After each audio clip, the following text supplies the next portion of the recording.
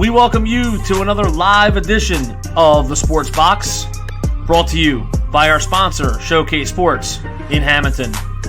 Showcase Sports for the elite athlete. And by our friends over at CrowdPlay. Download the free CrowdPlay app today and check them out at www.crowdplayapp.com for details. Ladies and gentlemen, it's showtime.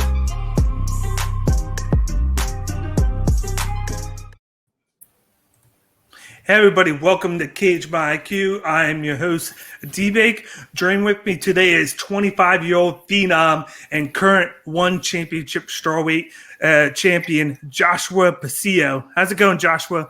Yeah, it's good. Despite this pandemic, it's hard, but whew. I bet it is. As you know, you haven't fought since last January. Mm-hmm. Before I get started with the questions, I just want to bring up a little photo with a quote on it from a magazine that right here, black belt, that says, "One strawweight world champion Joshua the Passion Pacio is one of the most exciting athletes in the sport today." How does that make you feel? Man, first time I saw that, I can't believe. I was shocked that I was into that black belt magazine. It's different. It's a privilege for me to be in there. Exactly. As you know, being the champion at that young age has a lot to hold up to. How do you hold up to being a champion right now? Is it easy for you, or do you just go in every day, just training, making it a grind? Before the pandemic, it was going smooth, smooth ride. But it's just the pandemic that is hard. Last year we find time to train, we find ways to train here in our home, and luckily this year we got back in the gym. Just this year, we get back in the gym, going back to normal again. It's hard, but keep going. I bet it is. But let's get started with the questions I have for you. The first one I had is, how hard was it to basically have to grow up early knowing your dad was working overseas? I remember I was grade 2 the time that he went to work overseas. It's hard growing up without dad, but there's a lot of people that become a daddy figure for me. My uncle Ray, and of course he was my first coach. He introduced me in Muay Thai, and that's where it all began. And speaking of that, the next question I have for you: what led you to studying kickboxing and wushu at the age of 11?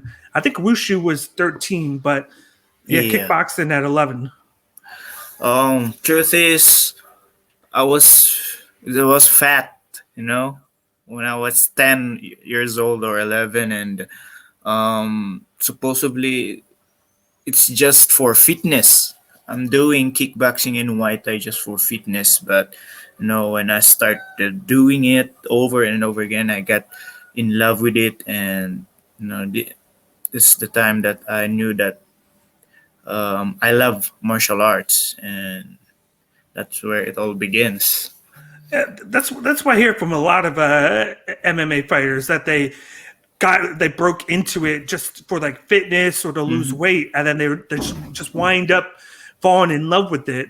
Is there anything specific about it that you just fell in love with it, or was it just out of nowhere? No. The training, it's hard, but I enjoyed it. That's the thing. It's hard, but I enjoyed it, and I just got 2 weeks training, and my uncle put me in a fight already. Yeah, and I don't know what to do, but I lost that fight. But wow, I enjoyed it. I enjoyed it a lot. I enjoyed training. I enjoyed fighting. Yeah. Then that's why I'm here. Moving on. what kind of kid would you say you were when you were growing up? Yeah, I was longing for a daddy figure, but that that feeling made me strong. Made me who I am today, and I was longing for a daddy figure, but I found it in martial arts. You know, and martial arts taught me to stand up on my feet. And then, of course, as you see now, you're doing a good job of that, Yeah. being the current strawweight champion. So there's no complaints there, I bet. Yep. Were you able to finish your hotel and restaurant management degree? I did read that you were studying it while you were training. That's a bad question. It's okay. I didn't finish yet. Since I get back the belt in 2019, I didn't enroll. Because I was very focused on training, improving myself, and defending the belt. But now, I think it's one last sem already, and I'm finished. So I'm gonna finish it. Hopefully, I'm gonna finish it by the end of the year.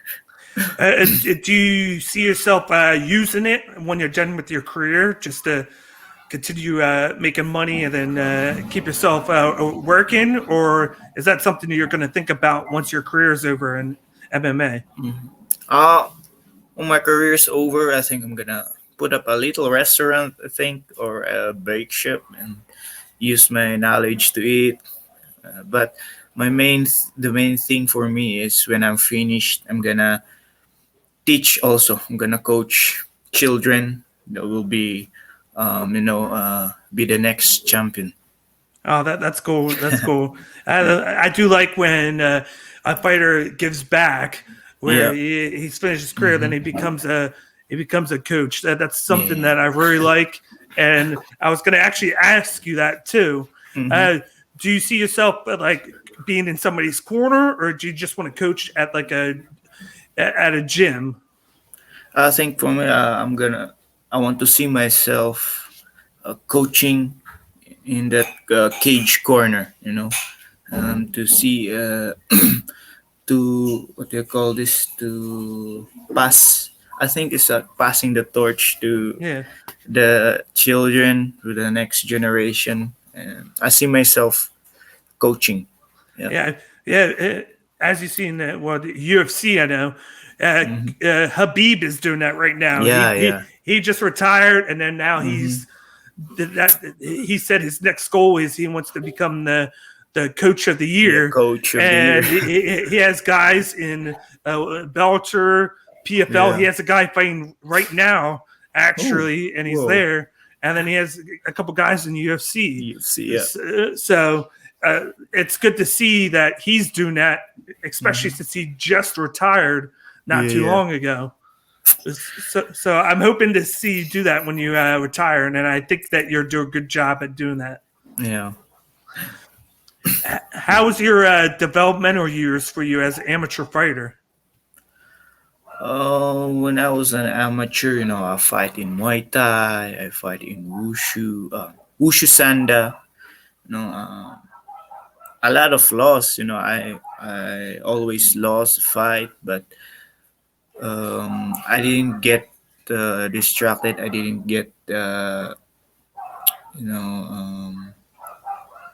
downed because I lost. But I still enjoyed it. And these losses in my amateur career, it has made me stronger when I entered my professional career. So and then you were an amateur at a younger age than most people are, because you're only 25, so you got started at a great age, you would say.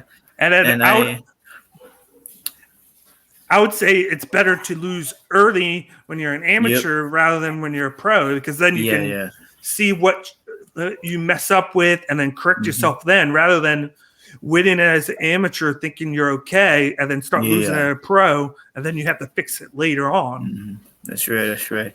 And I entered like a pro amateur MMA when I was 17. Okay. Yeah.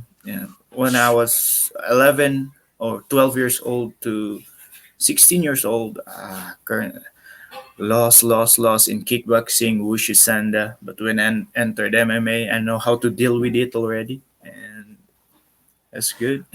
Do you think being so young that's going to give you a longer career, or do you not think about that right now?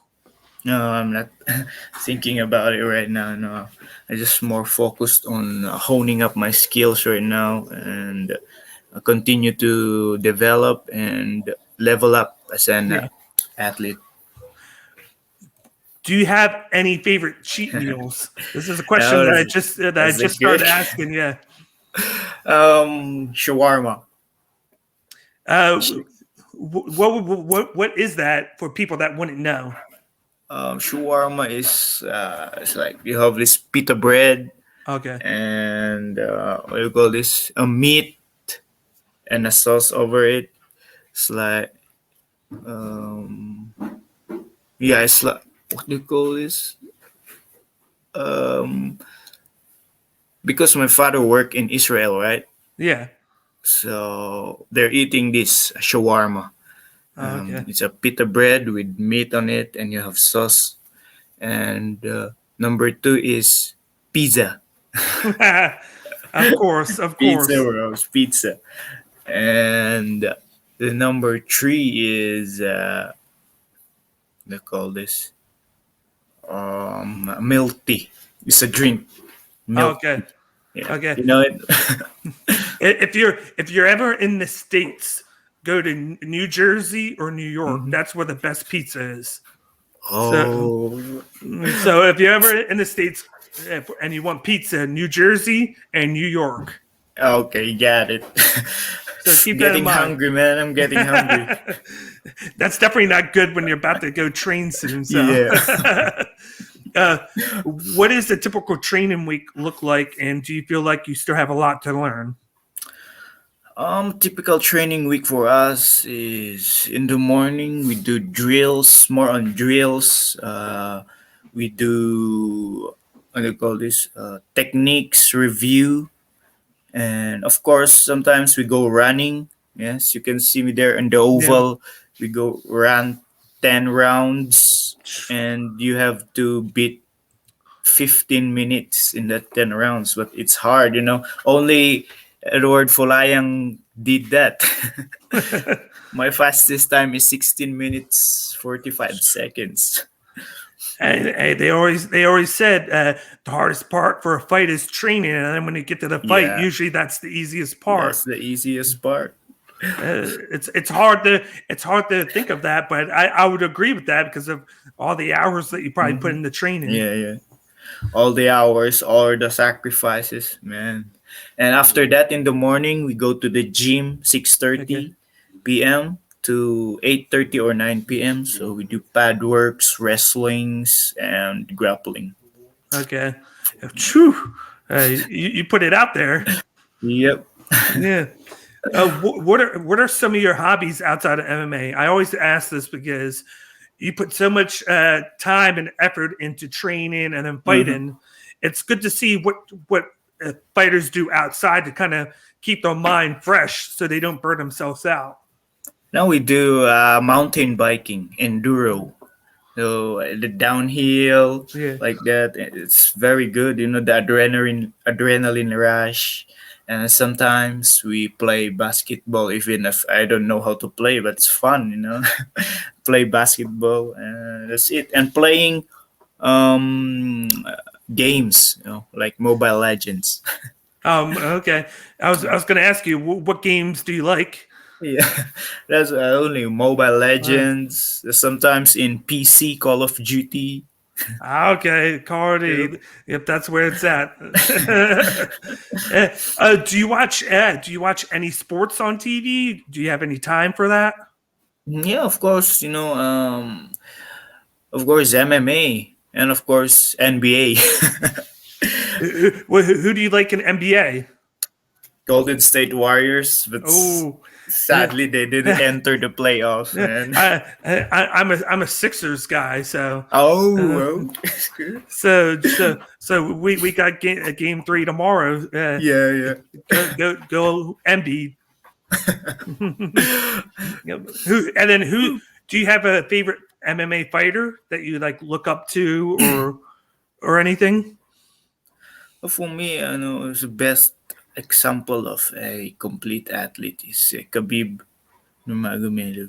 Inside and outside the cage, he's a champion. He's a role model to all the upcoming athletes. And then know that you're from the Philippines. Do you look up to Manny Pacquiao at all? Would you watch any of his boxing fights? Well, of course, since I was a kid, I was watching him, Manny Pacquiao, and his life story is amazing, and very inspiring to all of us, from rags to riches. Yeah, and then he's gonna be fighting in August too. Yep, and he's gonna have a tough opponent. I think I think this the last or second to the last fight for him. He's going there. Yeah, definitely. But he definitely had a great career, I think, Yep. and nothing to look down upon. He's going to be looked forward with all the grace and positiveness that he should have. Yeah. And of course, I can see him. It's very hard being a senator and an athlete. Yeah. So time management. Yep. Oh, when can we expect you next to fight? And what's your thoughts about competing in the kickboxing division? Expect me. I think before this year ends, I wish to fight once, and of course, competing in. I didn't think about this competing in kickboxing division. I was more focused on staying on MMA. Right. And there's a lot of upcoming athletes of Team Lakay that I think they're gonna enter this kickboxing division. I only ask because you got all these guys that have been coming out saying that they want to try another division in one. Mighty Mouse just came out and said that he was thinking about competing in kickboxing. That's great. Then you had Rotang come out and said he was thinking about doing MMA. So you got all these guys. That's why I like one so much is you don't just have MMA. You got the kickboxing, and then you got the Muay Thai division. It gives so much opportunities for the fighters there that you can try all three if you wanted to. But I think I'm gonna try that when I was 30 plus years old. Okay. When I get old, so we'll you're enjoying your MMA part right now, Yep. and then consider it later. Yes, That sounds right. good. How was it to receive your one championship contract, and how's the weight cut been for you for each fight? So last 2016, I received my one championship contract. So I fight twice in one night because it's a Grand Prix. We're gonna win it, and who's gonna win this is going to enter one championship. So it's a great, one of the most unforgettable experience for me. Fighting twice in one night and getting the one championship contract. And the weight cut in one championship is so amazing. There's no dehydration because you need to load a lot of water to keep hydrated, and this is gonna be a normal weight for all the athletes. You don't need to cut 10 kilos and tomorrow you're gonna get back that 10 kilos. So I think for us this is very healthy. And then before I move to the next question, I do have like a follow back question on this. How do you feel about the one championship breaking into the U.S.? You know how they just did the one on TNT series where they're trying to get the audience to the U.S. How do you feel about all that? I'm so very excited when I saw that, and one championship is getting big already. It's not just in Asia, but we're going to US, and of course, hopefully in the future, I can also fight in front of US fans. And there's nothing like a U.S. crowd. I'll put it that Yeah. way. And I think it'll be really positive for one championship to break over here, and then at least try to get a fight card in New York at the Madison Yeah. Square Garden. That would be Wow. that would be That would be paramount. amazing, man. I definitely would be. It would be a big show, Yeah. and then they would have to put you on it. Ah. Hopefully by the end of the year. Yeah. Oh, what made you so dangerous in your fights when you avenged a loss? You had a couple losses the past couple of years where you were able to come back and then get that shot against the guy that beat you, and then you actually won and did it in a really good fashion. What made you so dangerous in those rematches? I think this made me dangerous from learning from my loss. If you don't learn, then you are not learning already. But if you learn from your loss, you get back in the drawing board, review what's your weakness. That's what we did. My coach Mark, we reviewed already. We put time to it, and getting that rematch is very good. It's very good. Not Yep. just rematch, but I think we will have a trilogy match with Cervito. Oh yeah. I just think. And that would be great. Nothing better than a trilogy. Yeah.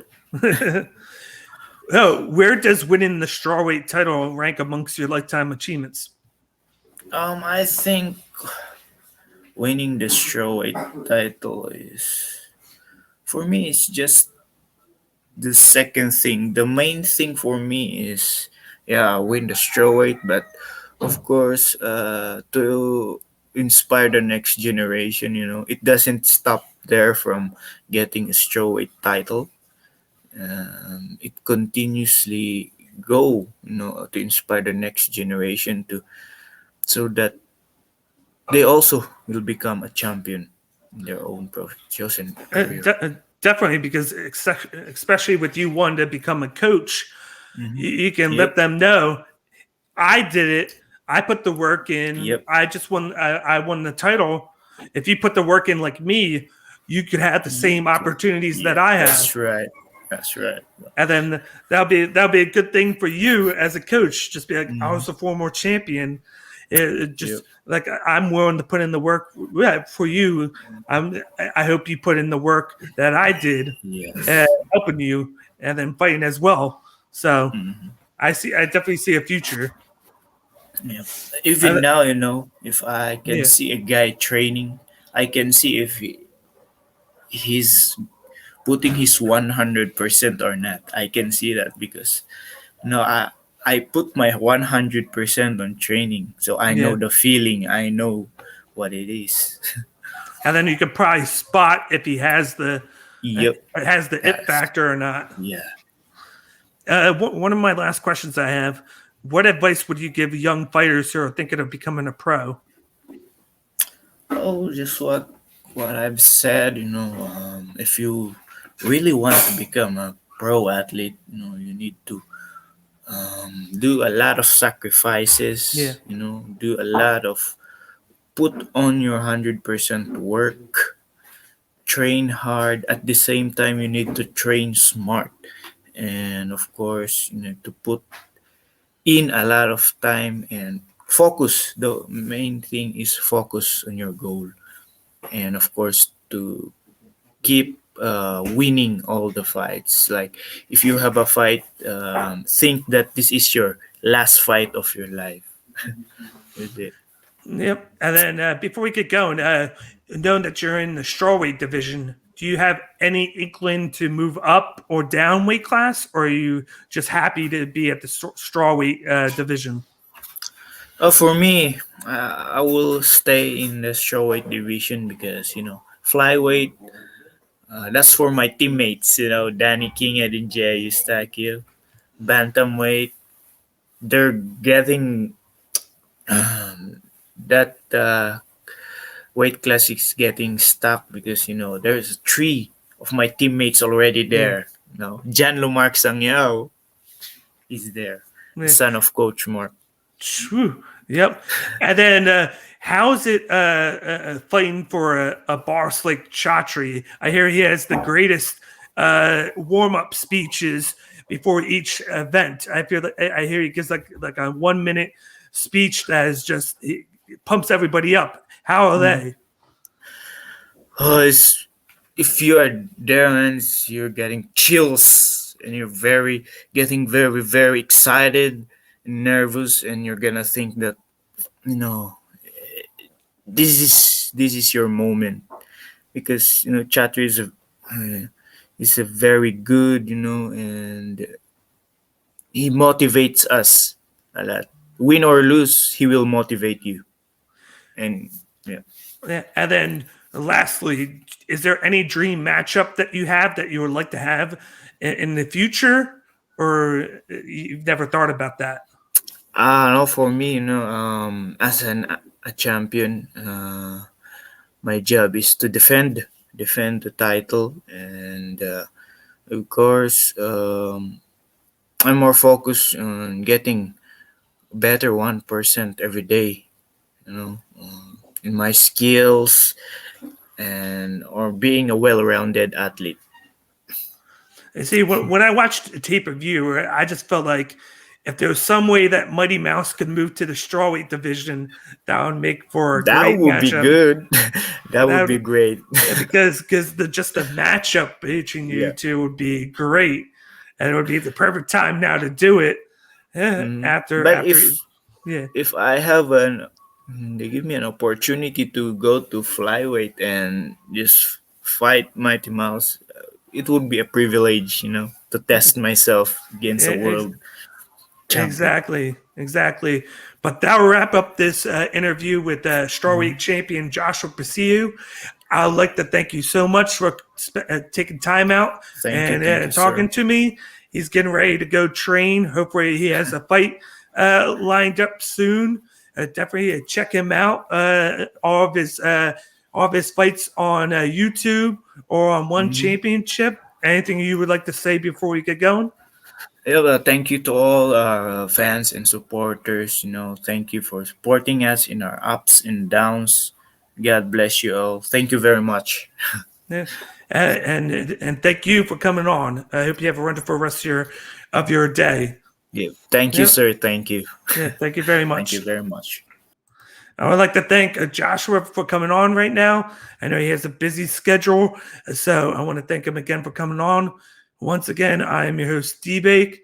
This is Cage My IQ, the best place for MMA content. You can follow us on Instagram, Twitter, YouTube, and Twitch at the handles to the left. Don't forget to subscribe to the YouTube channel. We do a lot of preview and recap videos for UFC, PFL, One Championship, and Bellator. And then we pump out interviews just like the one here. And once again, I'd like to thank everybody for coming on. And you guys have a wonderful Western night. Thank you again.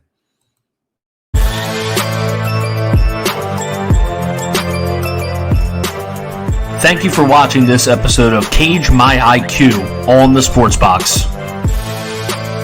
Please remember to follow us on all of our social media outlets. On Facebook at Sportsbox Show, Twitter at Sportsbox Show, Instagram at The Sportsbox Show. Find us on YouTube and join Outside the Box, our Facebook sports discussion group. The Sports Box is brought to you by our sponsor, Showcase Sports in Hamilton. Showcase Sports for the elite athlete. And also our friends over at CrowdPlay. Download the free CrowdPlay app today and use promo code THEBOX at sign up for 10 free points. Thank you for joining us.